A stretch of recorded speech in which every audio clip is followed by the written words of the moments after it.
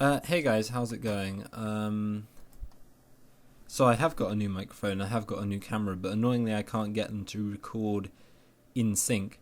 Also, I've been a bit stuck for video ideas, or rather, the video ideas I have become more ambitious, and as a result of that, it's not been entirely possible for me to put them together, and I might not even have it done until Christmas. I did say I would have the feminist reading videos out this summer, but that's becoming increasingly unlikely because of some health problems and also just generally the fact that I think I need to focus a tiny bit more on actual schoolwork, and I've kind of got social things going on. So I'm really going to work on that over at university, because it's been hard to work during the summer just because it's easier at university because I feel like I can do things and get things done. And I'm not home for that long, so well, actually I'm home for bloody ages, but it hasn't felt that long. Anyway, all of that out of the way, what I'm going to be doing until I actually stand in front of a camera and produce a proper series is making a couple of videos where I just make a few arguments, and hopefully you'll enjoy that. So I'm going to talk about the wage gap. Obviously I've spoken about it before, but I just want to make a very simple argument for the wage gap. And first of all, I guess I should say I was talking to a guy about the wage gap, and they said, I'm going to prove to you. You get a lot of people who say they're going to prove the wage gap doesn't exist, and this guy obviously didn't prove the wage gap didn't exist. So what he really meant is he was going to prove the wage gap didn't matter. And he said, this is why the wage gap, in fact what he said is, this is why the wage gap is not evidence of sexism. And he pulled some statistics out. I have no idea where I got the statistics from, it doesn't really matter. But the statistics were something like, men earn $20 trillion men earn $20 trillion and women earn $10 trillion, but women spend more money than men do. So women spend more money than they earn, and men spend less money than they earn. And he was like, so men are giving women money, and therefore the wage gap doesn't matter. I don't know what the fuck. Just so many people don't understand what the wage gap is even supposed to be about. And let me just clarify. The reason why women earning substantially less than men is a problem is because it means women are more likely to end up settling for living in abusive households. It means women are generally less capable of living independently, and they're going to be more dependent on men. And when you have a situation where, because of the amount of money the two groups are earning, one gender has to be bailed out by the other gender, broadly, then you have a problem, and that's going to bring about negative situations for society. What we really want is a society where both men and women are independent, and they can make as much money as they want to, while not being inhibited by sexist ideas about women in the workplace, which can restrict women's options from the moment they're born right up until they retire. Now, with that said, I want to make a brief argument which I was thinking about, which reaffirms for me that the current wage gap, which is anywhere between, I think I've seen it pinned at 79% to I think 89%, so 10% variation, but around that sort of area is the difference between what men and women earn, and I believe that is the difference for what working men and women earn. That's the wage gap we've got now. Now, first of all, I want to talk a bit about the history of the wage gap, and I'm going to link to what I'm reading from. It's from the economic library of economics, rather, the concise encyclopedia of economics, and this is written by someone called Claudia Golden. So I'm just going to read from that, and once I'm done reading from that, I'm going to make my argument. So here it is. In 1890, the percentage of married white women who reported an occupation outside the home was extremely low, just 2.5% of the entire United States.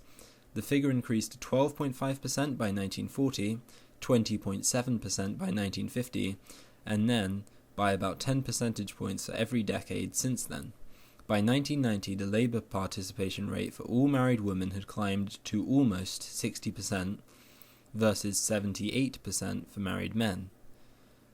And then it says by 1990, women made up 45% of the total labour force. And then I'll skip a bit. Then it says the gender gap that gets the most attention, however, is in earnings.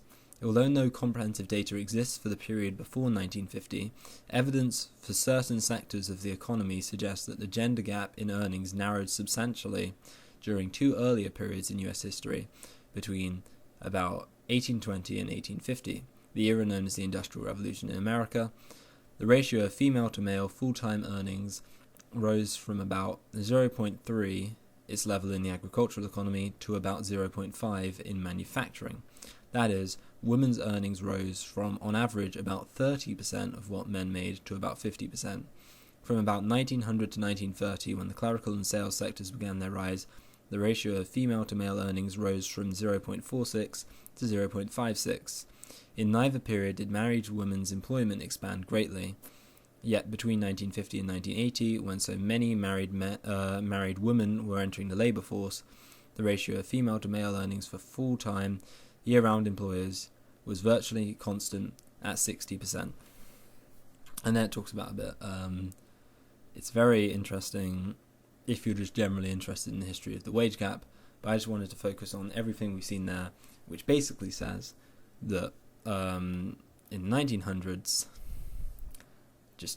not quite in the 1900s, 1890, just 2.5% of the entire US, 2.5% of women were working.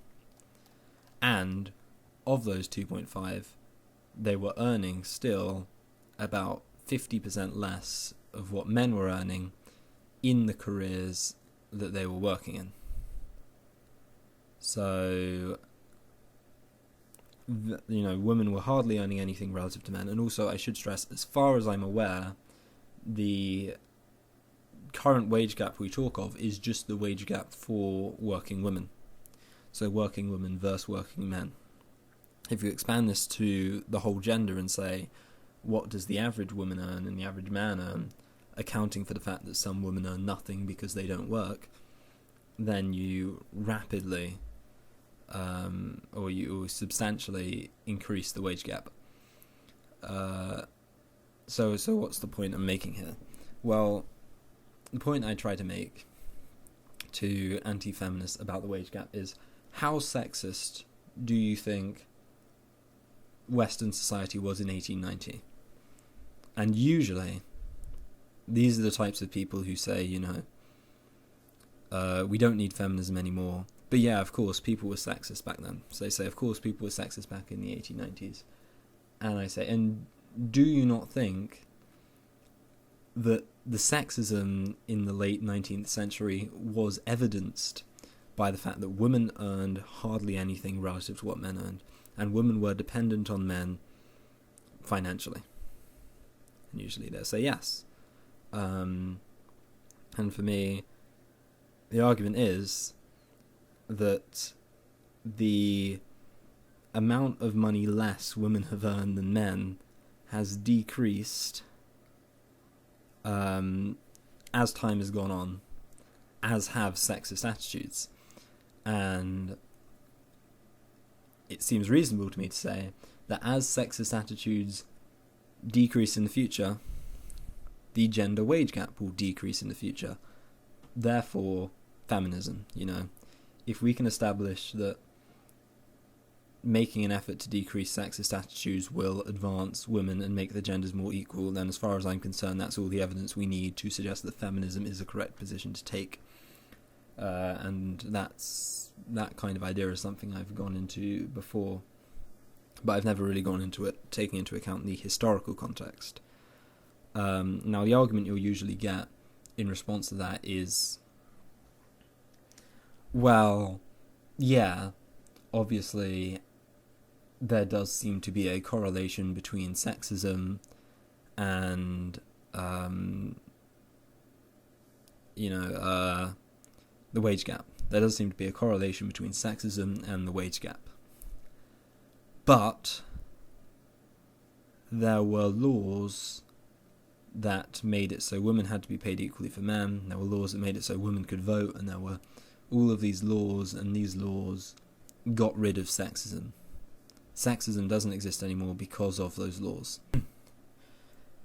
But if we're just going to talk about sexism in terms of legislation, then we have a problem, because there was nothing in terms of legislation that was stopping women from earning money, or earning much more money than they were in the 1890s. Yes, women couldn't run for certain positions in politics, but there was no law against women being CEOs. There was no law against women being bosses and managers in factories. There weren't laws against women achieving high positions, but because of the context, because women weren't even allowed to vote, those types of sexist attitudes meant that it was just, people wouldn't consider women for those types of jobs. So you can't just say, well, the legislation about gendered pay suggests equality, therefore sexism has nothing to do with why women earn less than men. Because, there weren't the legislation about gendered pay in the 1890s didn't account for why women were earning so much less, because it didn't make it so, it wasn't the reason why women were earning probably a fraction of a percentage of what men were earning. You have to look at the other sexist attitudes in society, and that still does apply today. Really.